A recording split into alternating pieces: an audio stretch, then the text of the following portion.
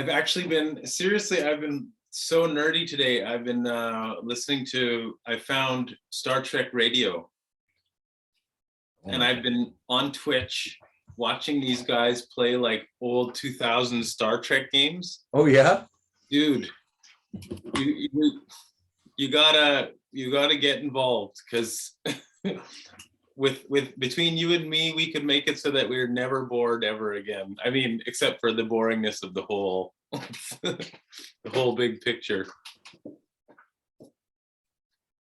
so you're in this game, aren't you? You're in the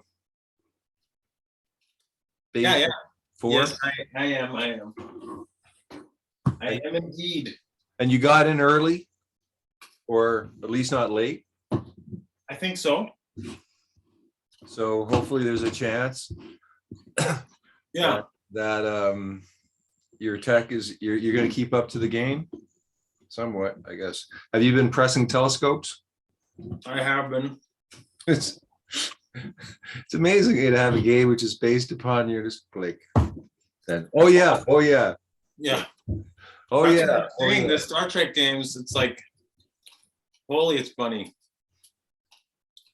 I don't know the game. Is it They're little shit like how I guess in the year 2000, what you said?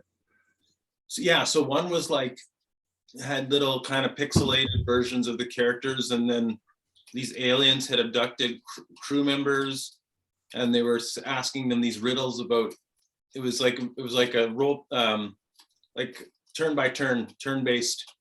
And so the alien would ask, who among you has suffered the most, to, and then everyone has their scripted response. And it was all, that was me, scripted responses. And it's all like,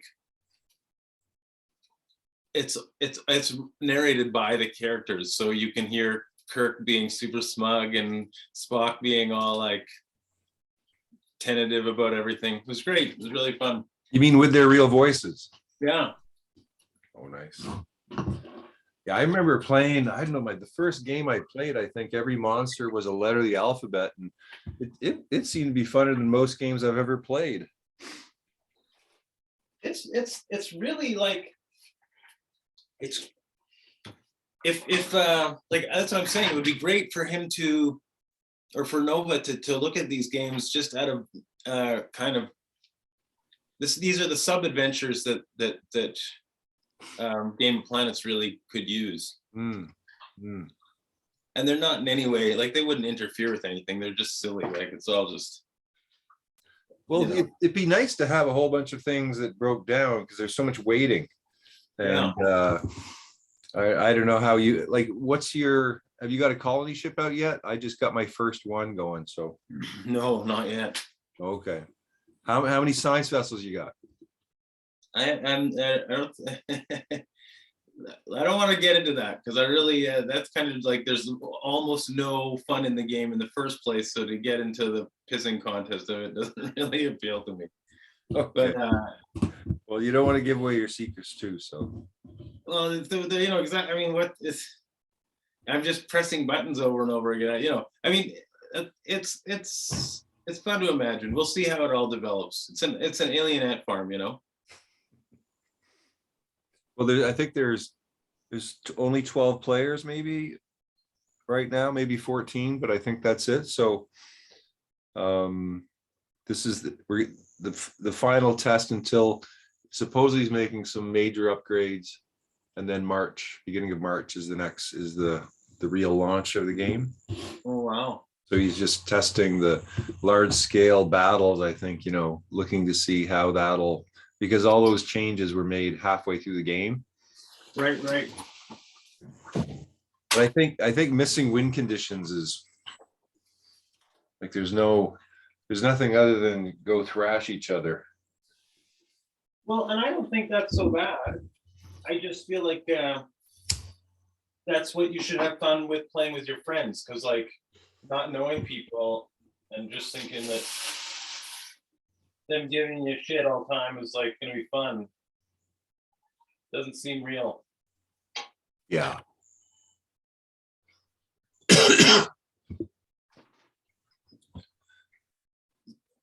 So, Oh, so you've got your, okay, you're saying you've got your colony ship. So have you already started colonizing moons and shit like that, or however that works?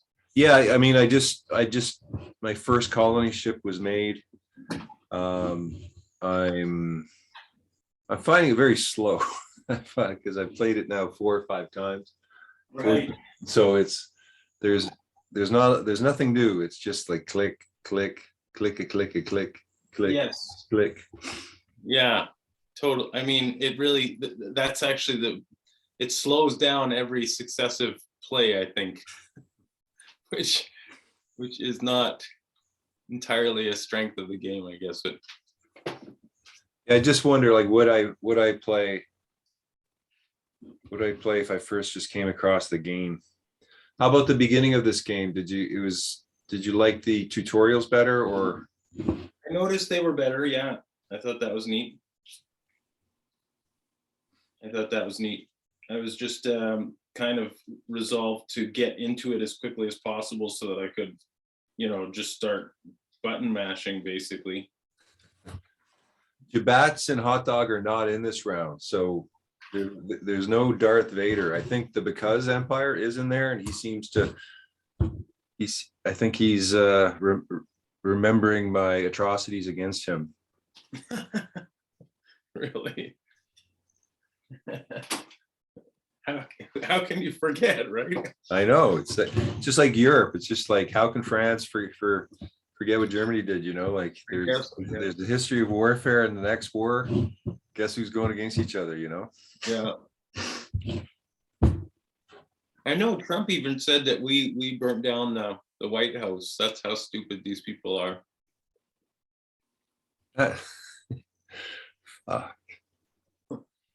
Like, what a jackass.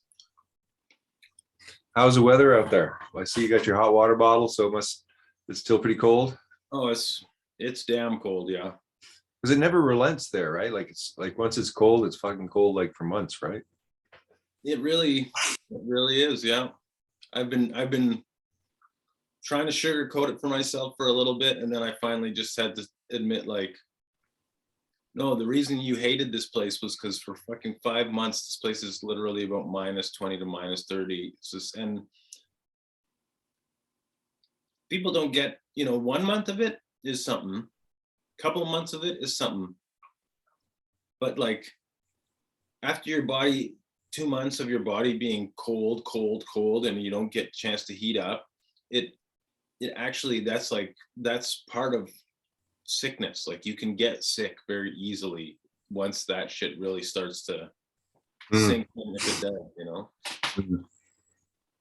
So I'm being pretty religious about it, and I get the hot water bottle, and I just, try to get some heat and stay as cozy and comfy as I can.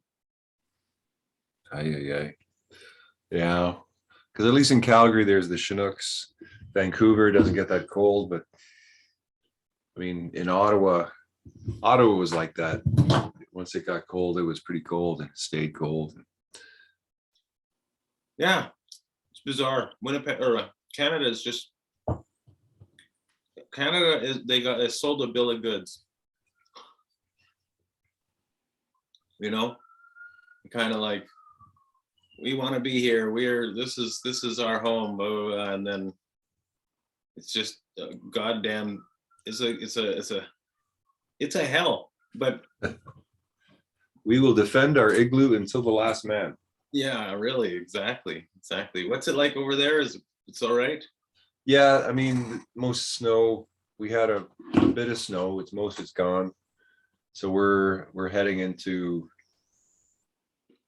I think we had our one spurt of snow. Oh, I'm so jealous. Yeah, I'd go back, but the whole scene there, I gotta figure something else out. Yeah, fuck. So you got the cards? Mm-hmm. Got the cards? Yeah. And it's a nice present. Yeah. Hopefully it can do something. I don't know what. What did you think? Did you go through the convo types? Because like those are like 2 of the 6 decks, right? But I was given a number of decks by Luciel for letting them put the cards in their program, and so that's what you got. They're kind of very unique. It's a unique kind of set. I'll never get them again, kind of. But I had enough left over that I thought I could share them with a few people. It's so awesome, dude. I'm kind of looking forward to trying to use them in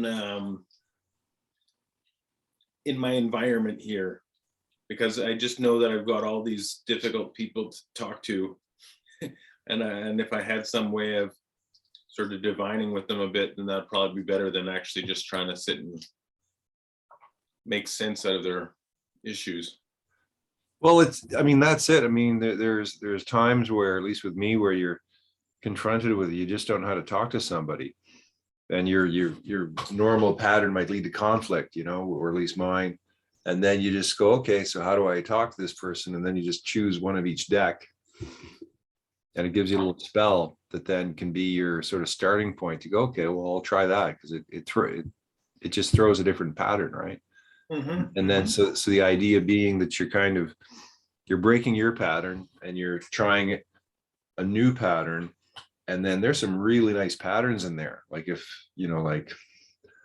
trust and healing convo, or empowerment and storytelling, or humor and needs analysis, whatever. I mean, these are all sort of new patterns, or they're ideal patterns, and then if you can use them, master them, just I think it can take your communication skills a little higher.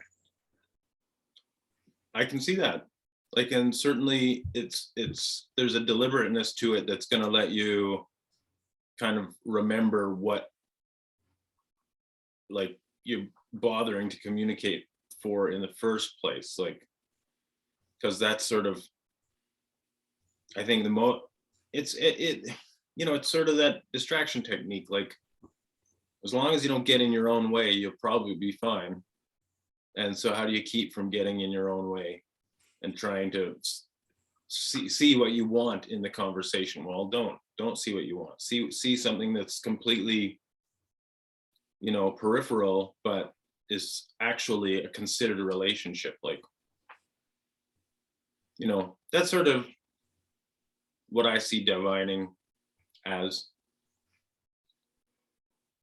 That and because it's funny, I just was thinking about it, and it was there. I can't remember why it was there today, but it was just there today. I think in some of those video games maybe.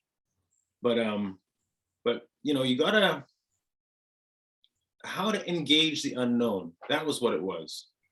That how wisdom is knowing what you don't know. And that it's almost a guarantee that people could have better conversations if they started with the grounds that they don't know. If every human being that you encounter is a black box, and you are not supposed to just start projecting what you imagine onto this person, you have to assume that you don't know what they're doing and start to,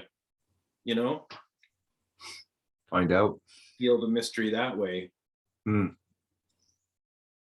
you're right. I think I was in a communication course, and they were speaking about when you're talking to someone, sort of blank your mind.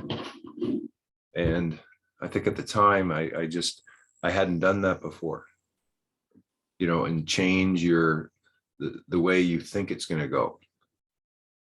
Let the person let it be open, like create an openness for the person to be different. Yeah. I think if that was done because we tend to sort of, if I think you're an enemy, or I think you're this, whatever I think creates the framework for, how the energy goes back and forth, creates framework for sort of how you see the person. And so your tone and your approach and everything's going to be very different than if I don't know who the person is, they're a blank slate. Yeah. No, that's exactly right. And then it get, because it's that, I mean, it's sort of the Christian thing, right? They always think that they're doing the right thing by basically telling other people that their God doesn't compare to our God. Like, well, how are you going to ever have good conversations if that's your first? So you like your God, do you? Well, your God ain't shit, buddy, because my God can. Strange people. Another thing which you can maybe do, I made a bunch of videos. I don't know if you want to see them, but I'm a bunch of videos specifically about the values and the combo types, just to sort of try to be a bit of a video manual. Right. So I can send those to you. You can also, one of the ideas is like making a process with it, sort of like having, it could be like you could get 7 of the combo types in a row and a value for each one, and then that could be a process that you take people through. So as a facilitator or a group, that like you might start with a story, and then from there go into a needs analysis, and then go in there to some sort of presentation. You can sort of create this, then this, then this, then this, in the idea being as a facilitator that you're sort of creating this process to take people through. And then we've got the software system we're making where that actually happens in a chat room, where you actually choose the convo type that they're in and the value, and then they have a conversation in there that's has a time limit.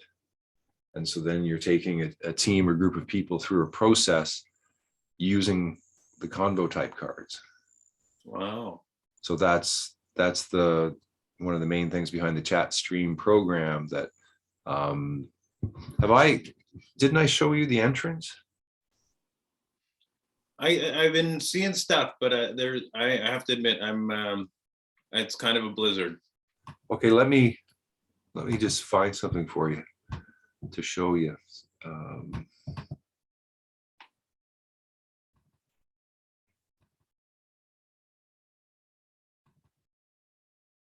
There we go. You want to just put in the chat thing now? Yeah, I'll just share and.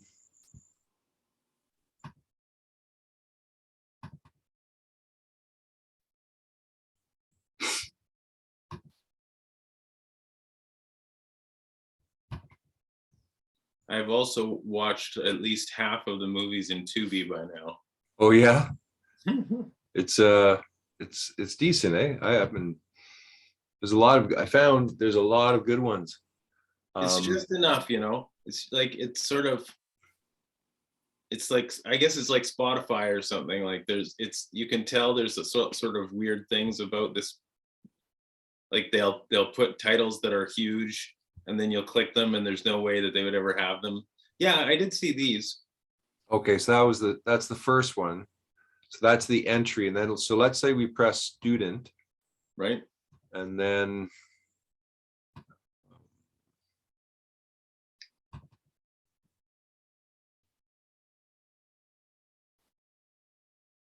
student. So then here there's 4 entrances: the ruling class, working class, middle class, and planetary guardians. And so what that does is it puts planetary guardians in its own class and creates the game from the point of view of these classes. And then you have find a team, bring a team, start a team, or leave a team as the functions. And so this is the beginning of getting the teams together. And so that's what that's about. Very cool. So looking at, it's like each interface is a model rather than just sort of, I don't know, like it's funny how when you really start designing something, you look at how they would do it or are doing it. And if it's completely different from how you would do it, I guess it's just game design, right? I think for me at the beginning, it's like, how do you get the right people together? Like, how do you get a team, let's say in Game of Planets, where you'd have 4 people who sort of thought the same or wanted to be on the same side in a sense. Mhm. So by a series of questions and screens, all of a sudden you have them if you have a lot of people coming into your doors. So that's the idea, is just that people, just that there's a chance to bring 144,000 people together in the prophecy as planetary guardians who come in and affect, everything by creating a game about it. It's very cool. They kind of have something like that in Discord, actually. There's like some part of Discord that's like a support community that is broken into 4 houses, and they do a little personality analysis of you, and then with that personality analysis, you're in one of the 4 houses. Well, they do. Yeah. Yeah, I did it, and then it didn't really go anywhere, so I'm not sure what that, if that's something. Like, I know that Discord's pretty weird in that it's sort of like it's used differently by different people completely. So some people feel like it's like this really special thing, and other people feel like it's just kind of another Facebook or whatever. Yeah. I mean, each infotech has its own kind of everything. I've never really liked it that much. But I haven't been interacting with lots of people anyway, so. Yeah, really, that's it's sort of, that's what I mean. That's the thing, is they got these platforms, but at some point it still is the issue of like, well, so what if everybody's, if they got everybody actually locked down, you can have the biggest group in the world. If they won't come out of their house, then they still haven't got shit, basically. So there's a lot of, a lot of ineffective stuff happening. It's really weird. That part is pretty weird to me. Yeah. Yeah. I mean, So I basically watched some shows about cryptos and stuff like that. And I keep running into these, I hope they're millennials, but they're probably not even millennials. They're probably people like me or whatever. And they're like ex-military who still play things like Call of Duty. Like, you actually went to these fucking places and shot at people and shit like that. And when you get your time off, you want to just imagine shooting at things. Like, fuck, what the fuck is going on? they grew up with it. Scary. Well, I mean, grew up with it, brainwashed into it. Like, sooner or later, like, it's like, well, what else can you do? Like, if you're just some shoot 'em up piece of garbage, then why would anybody want to do anything with you? Hey, let's do a business transaction. Well, I could always just shoot you and take your stuff. Oh, that's right. I guess it doesn't make sense to do fucking business with you, because you just could shoot me and take my stuff. I don't know how stupid these people are, but they're omnipresent, man. There's so many of them, and they really do not. No one is teaching them the killing is bad part of things. And to bring it to the archetypes, the funny thing is, Batman used to be the guy. Batman used to be, the story was, he's a vigilante, but he refuses to kill. And he would never cross the line and cost someone their life. But then, these new dipshits, they gave him a gun. They did all sorts of, like, they just completely perverted his character for whatever the hell reason. Uh-huh. But at least there was a narrative for a brief time. Maybe it was super naive or whatever it is, but at least there was this narrative that heroics didn't require firearms. It required, a willing body, like someone who was active and willing to do shit. Yeah, it's hard to get these stories, like a story that doesn't sell anything, out. Hey, did you see the movie about Gene Roddenberry? No. Is it on Tubi or is it on Netflix? I just watched it. I think it's on Tubi. But Really? if you look under documentaries and put in Gene Roddenberry, and it's fascinating. It's behind the scenes on Star Trek: The Next Generation. Oh my God, I can't And wait. and fuck it, like all I remember, right, as a kid and watching it and think it was great and seeing every one of them, and hated this, hated that, but in general, that movement from, it just seemed obvious, I think, as a Trekkie, to have another Star Trek, and then at some point you have more and more and more, of course. Yeah. But to have that move from the original Star Trek into a new generation where they didn't have, Kirk in there, Spock, when everyone wanted them in there, if they're going to do it. Yeah. And then Picard, and then, just kind of, I don't know, it seemed, I liked all the characters, I think, except Tar. At that point, I didn't think the security officer should be a woman. I just didn't, I never got into her character. How misogynist of you. I know. But this was before Alien, right? This was before, I think, was it before Alien? I wonder. I don't think so. Was after Alien? I think so. Yeah, I think so. Somewhere else. So close.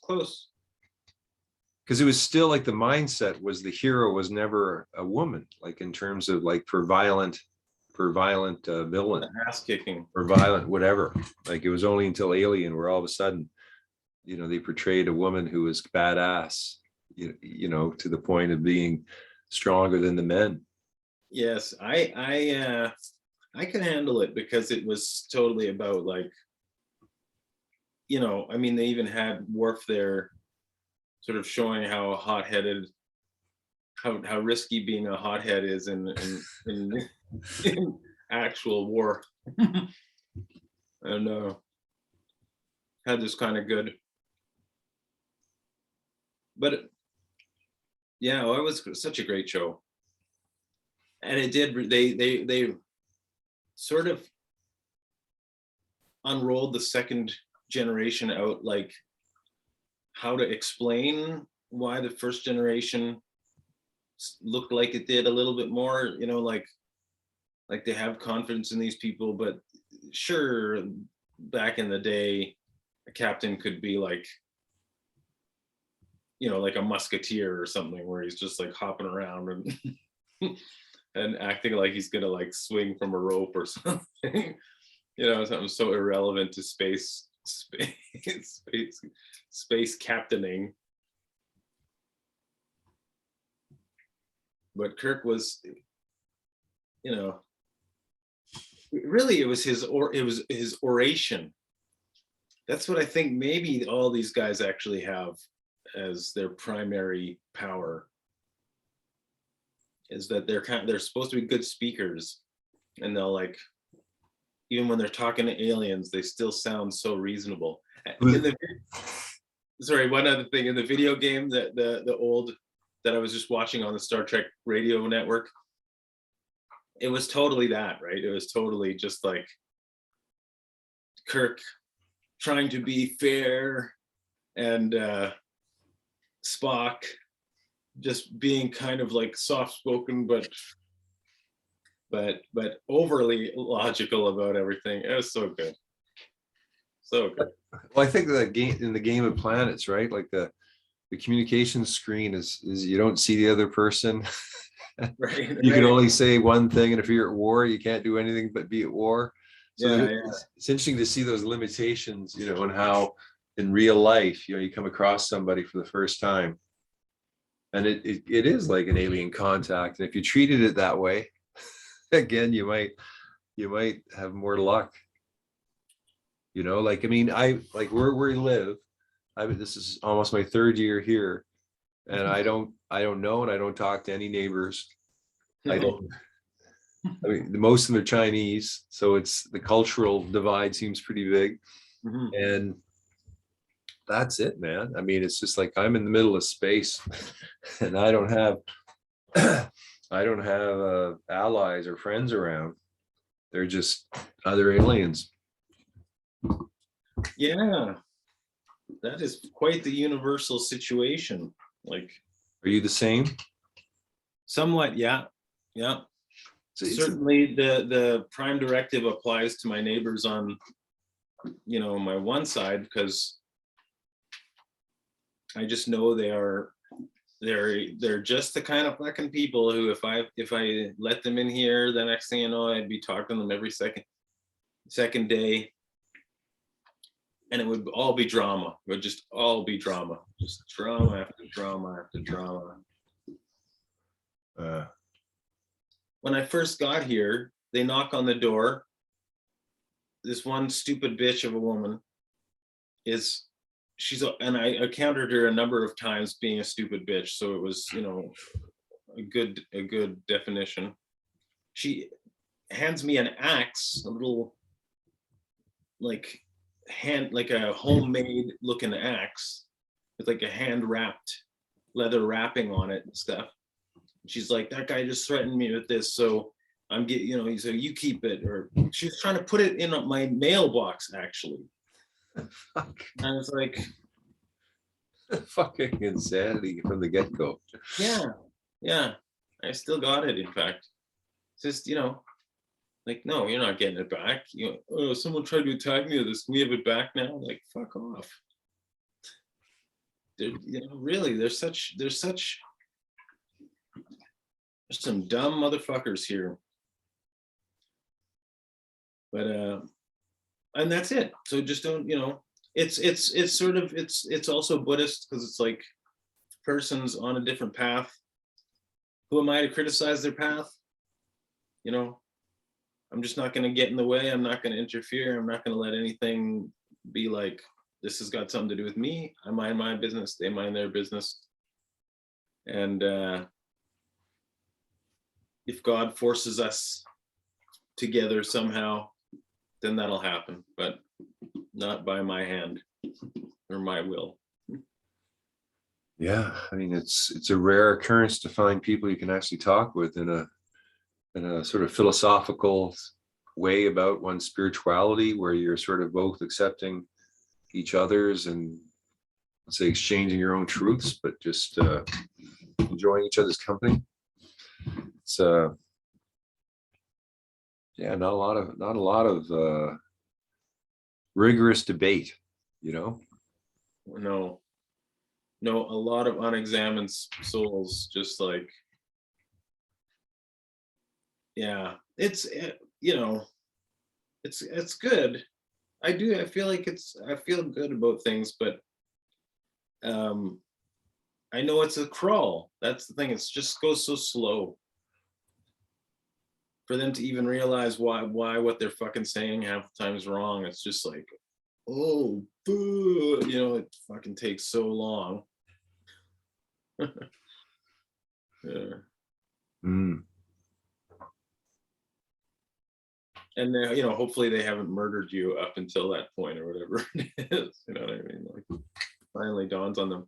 The only thing that's cool about the cold is that the people that were next door that were fighting all the time and literally coming around at 2 a.m. and screaming they're all gone. That's nice. Which part of Winnipeg are you in? Pretty much downtown. Pretty much. Do you know Winnipeg at all? No. Yeah, no, it's like Portage and Maine are the legendary crap holes. Mm. And then Portage is quite long, and it crosses these two streets, Sherbrooke and Maryland, and that's kind of ground zero for where all the challenged people end up, whether financially challenged, mostly, basically. They've got a big Indigenous center for, I don't know, people getting off their feet kind of thing, or getting on their feet, I should say. Hopefully, maybe it's getting off their feet. Mm. There's a few buildings that are all like supposed to be empty, but they have people in them constantly. So that's pretty, like, it's just, it's super weird. Another part of it that drives me crazy about Winnipeg is that they say these buildings are worth a bunch of money, and they're just not. Like, no, there's nobody who tries to rent. Like, you could only subsidize the rents to make the money that they say that they're worth. Huh. So what, there's a lot of empty buildings? Yeah.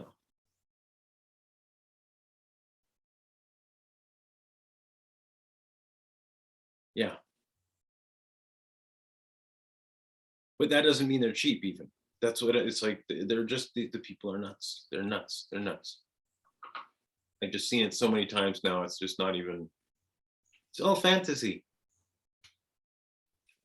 My one friend bought a house, and they did a bunch of renovations and they repaired it, and they managed to get the bank estimate of it up like literally almost twice what it was.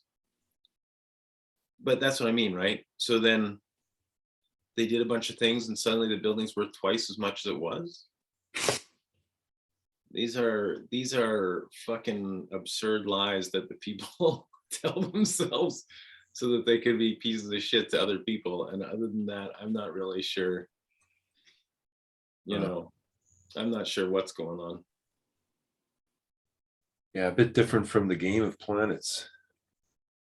Yes, a bit. It's sort of, Game of Planets has that monopoly element though, of just like, get as much as you can and start smashing your It's funny.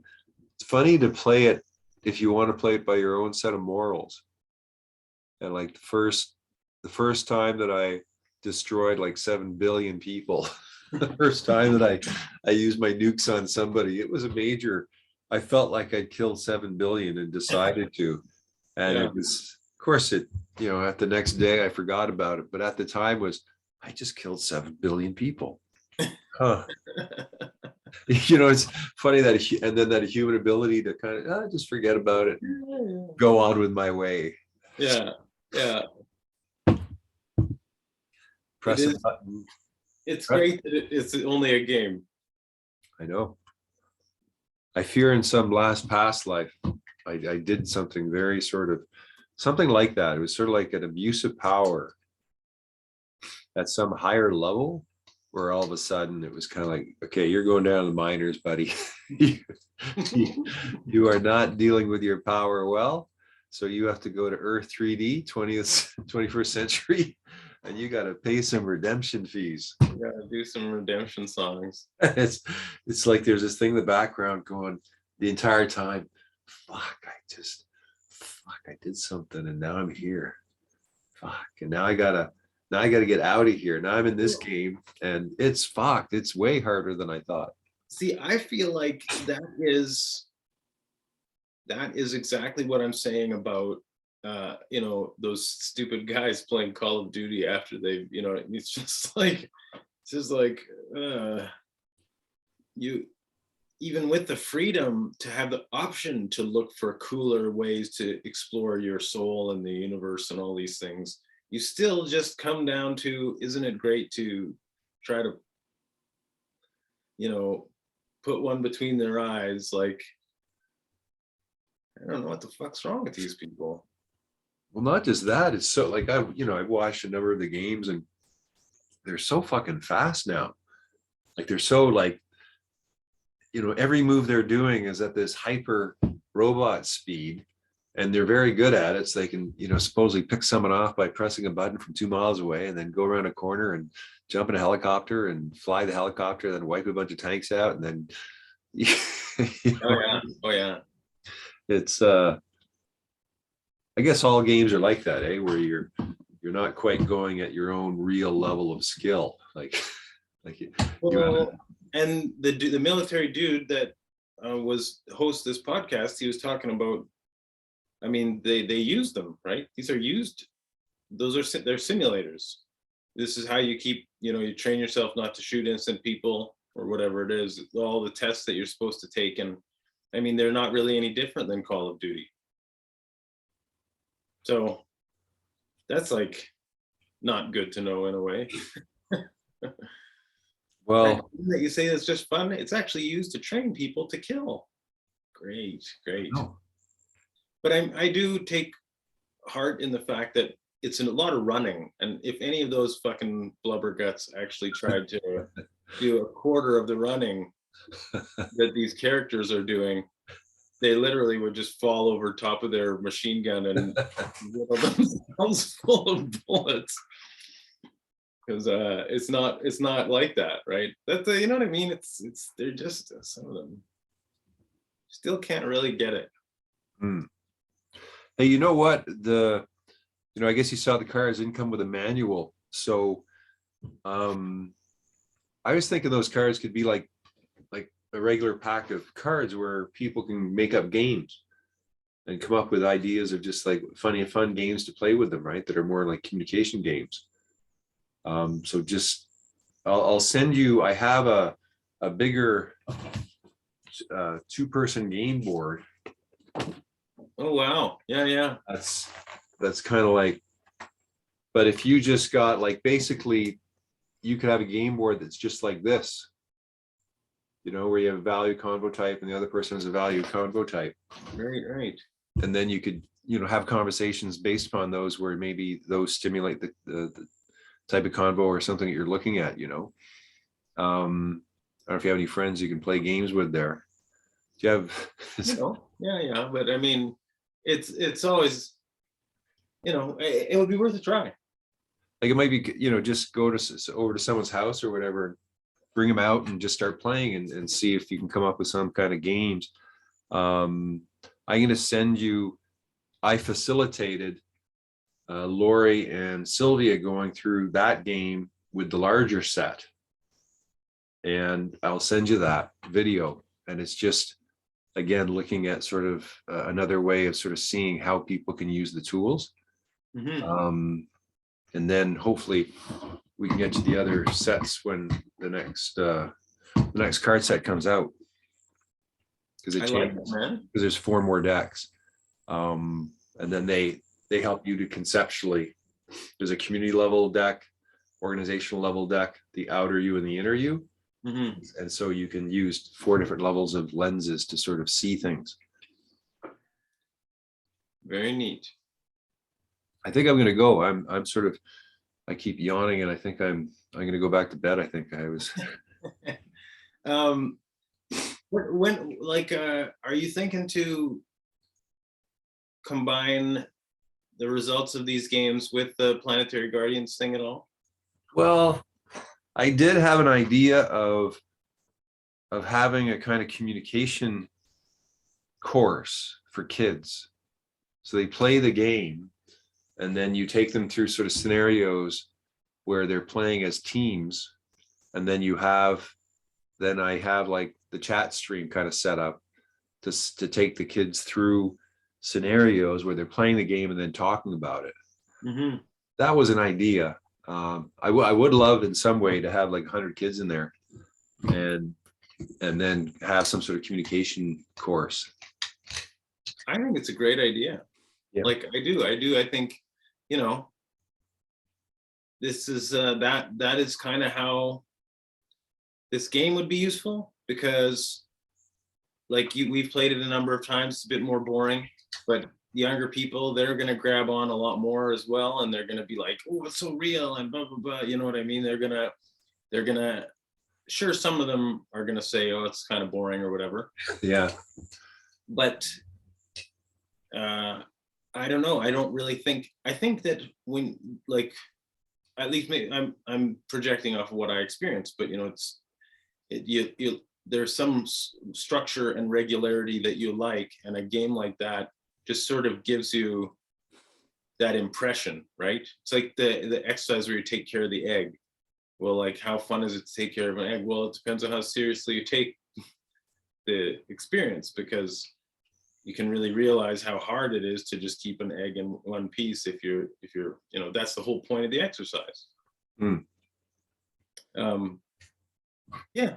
And if Nova is really able to kind of guide how many people are involved or who is involved, and there's not necessarily Quagars and just blow the shit out of everything type of people. Well, they'll probably be there for the next game, the big one. And those type of people are always going to play these games, I think.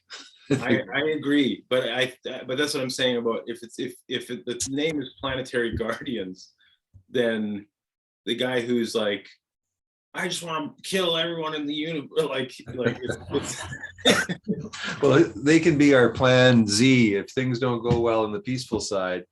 We need our psychopaths in the back to back us up, kind of thing, So just as a sort of aside, if you can kind of think, okay, again, like what happens if all the kids had those card sets? We're teaching them kind of like, okay, Captain Picard, you got to do a briefing here, or you got to do a knowledge sharing here, kind of thing. Even if you did it like it's just like Starlog, and it's just them learning to write a journal. Right. Just love that, because even that is actually it's a real art. It's a good skill, but nowadays it's totally what people are just saying, like, that's not even a real, it doesn't exist. It's not, you just document it. Well, yeah, there's all sorts of little details to make sure documenting goes right as opposed to going wrong. And kids, they make all the difference when they figure it out. I just had a Zoom with a friend of mine from, like, we were elementary school friends, and he is into controls, systems controls. It's like really sophisticated shit. And he basically just got promoted because he's a person who always writes everything down. Like, he's like, I said to him, yeah, our OCD is really paying off, it's like, it's actually quite a valuable thing. All the other guys that he works with, sorry, I know you're saying what's on it, but this is very interesting to me, because he kind of got the job because he's the guy who knows to do it. He's sort of the Scotty of the ship, right? But what it means is that the dude who's supposed to do it, the director or whatever, just kind of defaulted into what you think he would do. He's become kind of defensive. He has this extra merit that he can't defend because he's not, everyone's going to my friend and being like, you're the guy who knows how everything runs. How's it, like, what should we do? And plus you write everything down, so you actually can consult other people's work and do valuable feedback. And inherent in the system is the fact that the guy who's supposed to be him, like, he didn't get the promotion. He wasn't even interested in the promotion. He just wanted the ship to run smooth. So then the guy who gets the promotion, who shouldn't really get the promotion because he can't really account for everybody and he thinks too much about getting, like, the hierarchy of the process. That's how fucking insane this stupid thing is. So then he becomes extra defensive. He hates being asked what to do. He's glad that my friend Mike is doing all that kind of extra. It's something about hierarchy is so inherently flawed. It's a really, like, and it's why I believe this whole systems analysis process is actually really valuable, because I know that so many people know that it goes backwards, and they almost count on it. They count on, once I'm the boss, I'm never going to answer any of these guys about this. Once I, like, just all this backlog bullshit and bureaucracy and sticking points. So it's going to take more. It's going to take a lot more. Well, considering that at some point, if my plan comes to be, I'm going to have to deal with a whole bunch of shit like that. Yes. Yeah. And I think I'm completely unprepared. and I may have created a communication system, but I'm not a good communicator. Like I'm way too sensitive. I'm very emotional. Well, My normal thing is to disassociate and go away if there's any, you got to do it like Squid Games, where you're in the game. No one knows that you're the guy who you're okay. just another guy. And then at the end, it's like, yeah, I'm the guy who made this all, brought it all together. Right. Um, So and be I had the, and I had to show you that it works for everybody, because even me, the guy who made the game, all I'm going to do is play it just like everybody else. well, if you see the front of the, it's just like the Squid Games, right? It has 4 objects. So Right. it's kind of like, it just kind of happened, but it's kind of, it's interesting to do a sort of a parody, or to kind of like, take what is happening around you and integrate it in and continually integrate what's going on. But once you have that sort of game, and so I guess maybe I'm telling you that I'm showing you the pieces, and maybe I'll send them to you Oh, as they're being built. But for you, maybe from your point of view of missing pieces, and seeing, again, the aim is for the people who are involved to design their ideal job. So it's right. kind of like, to figure out, okay, well, what do I want to do? What would I do? And then, like right now, there isn't the money, but as it gets going, hopefully money will appear. Mhm. And then the money, will go to the different people that are actually making it happen, right? So Mhm. I'm getting support from this Iranian woman who's starting to help with interfaces. So that's changed me, because now I can take a map and give it to somebody, because I was being held back, because Mhm. I'm overwhelmed with work. Mhm. And so it's sort of like, I can only do so much, but it has to get to a certain point of infrastructure where other people can participate and see, and sort of see, okay, there are these things that are there. And then you sort of have to believe in the project, so to speak, where, Yeah, yeah. but I think the pieces are getting strong enough that it's kind of like, okay, like there's enough there to sort of show people. And then now we just have to sort of build the missing pieces. And then what I'm going to do is have a waiting list. And so have people go to that front. I made videos, kind of like I'm making a lot of videos to explain things, but Mhm. basically saying, okay, now you're here. Okay, the game isn't going to start till whenever, not saying we're building a waiting list. So then you can start to invite people, or sort of like we can start to figure out how to get people there. And sort of like maybe when there's 5,000, 10,000 people, where you have enough, Mhm. that's when you start the game. When there's sort of like, okay, there's getting people to the waiting list and then designing the game. And, there's enough pieces there, even with those first 2 screens I showed you, right? Like, it's kind of like, it's based upon teams, it's based upon, the convo types, based upon, doing little missions to progress. And I was thinking again, like these simple, like what's missing from the games is they're so tech savvy and they're so aesthetically beautiful, but the game mechanics are kind of dull. And after a while they get boring. And so it's like, okay, how do you get people together to basically figure things out, talk, and then finish a mission? Like, it's just basically mission design, Mhm. and come up with fun ways for teams, people to do things. You know, uh, so I love that Red Mars, Green Mars, Blue Mars trilogy. Kim Stanley Robinson, he wrote like Mars settlement novels. And I just liked, well, okay, so in the story, the colors ended up representing political agendas to a certain extent. Mm. That Red Mars was against terraforming, and Green Mars, sort of different degrees of impact on the environment and stuff like that. I just think that might be an interesting way of guiding, the missions. Like, it would be good if you're calling it, planetary guardians, to actually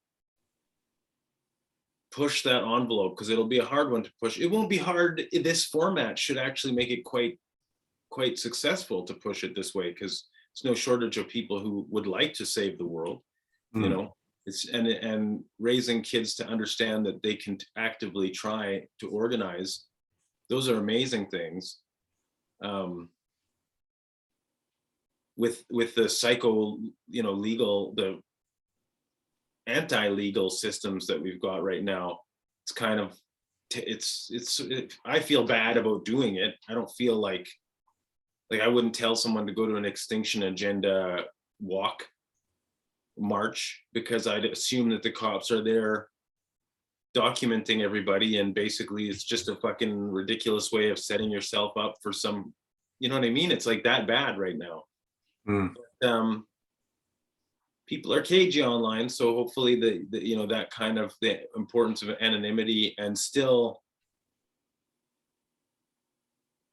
kind of getting them to see their own independent power, that yes, you're getting to be a good organizer, and that's the skill we really want. We want you to see how, like, almost like what it would be like to have a team sport, to make a team sport out of saving the world. Nobody could really go too wrong, like, okay, you managed to rally some people to collect garbage today, and it worked out like a charm, right? Because you just had a little reward program, and you could give people, I don't know, cans of food for bringing in, whatever, all that, those little things that kind of can make systems actually self-fulfilling and perpetuating and successful that way. Anyway, yeah, bro. I'll keep my ships on the lookout for yours. Well, did you see I'm doing a show? I've been doing a daily show. I'll send you the link, where I'm just trying to do tutorials for people that are starting the game. They can watch the tutorials and sort of watch someone else playing it, because other games I've seen have that. And I'm not particularly, I fear that I'm showing my ineptness more than my competence. It's kind of like show the kid, and the kids already figure that out, like from the get-go. These guys are smart. Right on. Anyway, so I'll send you it, and if you want to come up with some sort of duo, if you want to come in and we can, I guess you haven't figured out how to get these in the back yet, have you? Just stationary stuff, not moving images. Okay, because this is stationary. It'd be cool if you had another starship background, to sort of. Yes, I know. I think if next time, if you do want to chat and do a bit of a, I don't know, it'd be nice to do a bit of a, I'd like to do it as a skit, and maybe have do a little bit of role playing. Okay, yeah. If you want to do that, but I think that'd be fun. I dig it. Okay, good seeing you, I hope. Yes, good to see you, bro. Okay, we'll talk.